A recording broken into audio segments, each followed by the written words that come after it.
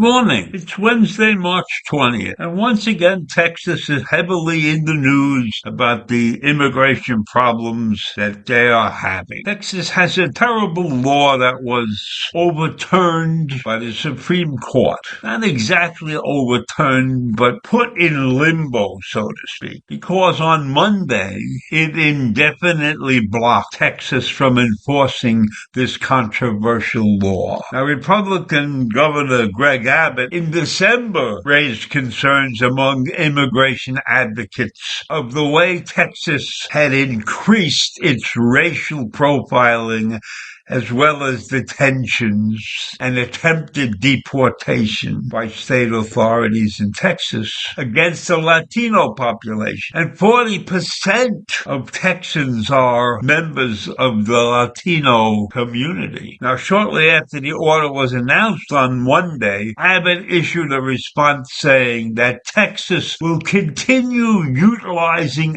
every tool and strategy to respond to this Biden-made border crisis. And everybody's blaming Biden. That's right. Everybody who is against immigration is blaming Biden because he changed Trump's very strict rule. Now, the problem that Biden has is that there is no real official immigration law that's universally taken into account here. And the stories about fentanyl and all of the other criminal acts that seem to be taking place in conjunction with the immigration situation, a lot of that is exaggerated. A lot of fentanyl does not come across the border. It is flown in by private planes to airports. It's bussed in somehow, not on buses, but on trucks.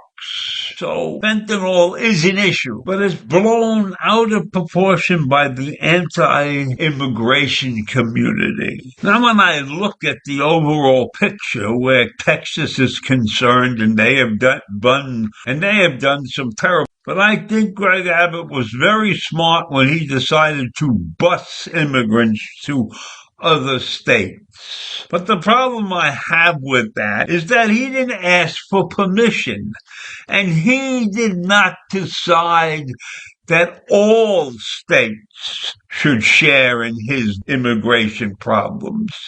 He selected the liberal states to get these immigrants as a punishment of sorts. So while I agree with Greg Abbott that Texas has a terrible burden because they are a border state, and they deserve to have the help of the other 49 states or the other non-border states, so to speak, but sneaking behind people's back and dumping people in your lap is not the way that this country should operate. So the problems at the border are not being properly handled because we have no laws. They are being improperly handled because of the stupidity and the anger of Greg Abbott and other border localities. It's a terrible situation. But why hasn't Texas come to other conclusions beyond razor wire and rounding people up and busing them all over the place? Why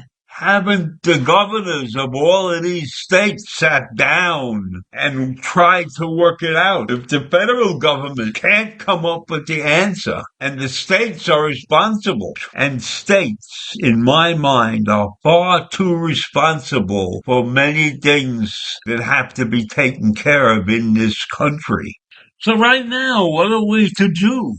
We have no immigration law to speak of. And people are always disagreeing in this country about immigration. There are many different voices who speak for immigration, and then there are an equal amount of voices who speak against it. And they always have. This is not a unique situation that has cropped up in this century. And yes, Texas is deeply concerned about recent immigration because they are a border state. And attorneys for a pair of immigration groups and El Paso County, they wrote court papers about this situation. And they stated in those court papers that this situation is the same as it was in California in the 1880s. And Pennsylvania and Michigan had problems. And I guess that was the Canadian side of the country. And that was in the 1930s. And then we had Arizona, who was having a disaster with immigration in 2012. And so, when we look at this situation, this is 150 years that the court has made clear that states are not allowed to regulate the core immigration field of entry and removal. So, for 150 years this has been going on, and you would think that a great nation like ours couldn't solve a problem that's 150 years old? I mean, we solved many problems, but take a look at our history. How long did it take for women to get the right to vote? How long did segregation go on after it was abolished? So we are not very good at solving major problems in a hurry because there are too many people with too many opinions, because we are a nation of free thinkers, so to speak. And that's a good thing, and it's also a bad thing if we can't get together and recognize that there are major problems and that there are two sides to every major problem, and that one side and the other side have to come together and figure out how to work the situation out. Immigration is just one great example of the monumental controversies that exist in this country. Because we value free speech and we value rights, etc. But we all disagree on exactly what that means.